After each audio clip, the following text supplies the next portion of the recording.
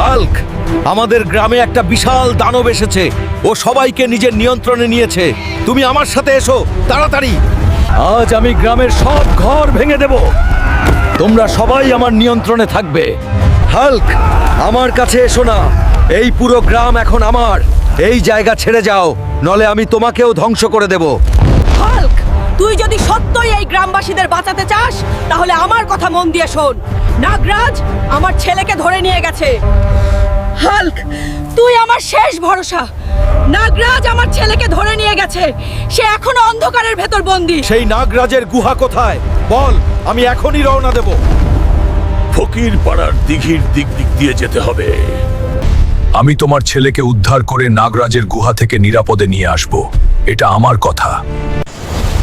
আমাকে যেভাবেই হোক ওই দানবটির ছেলেকে উদ্ধার করতে হবে। এইখানে কি করছিস? এখনই এখান থেকে বেরিয়ে যা, না হলে ফল ভালো হবে না। তুমি দানবের ছেলেটাকে ছেড়ে দাও। আমি এখানে চলে যাব। আমি এখানে কারো ক্ষতি করতে আসিনি। হাল্ক, তুমি এই গুহায় প্রবেশ করতে চাইলে আমাকে 3টি প্রশ্নের সঠিক উত্তর দিতে হবে। তুমি কি প্রস্তুত? তোমার রব কে?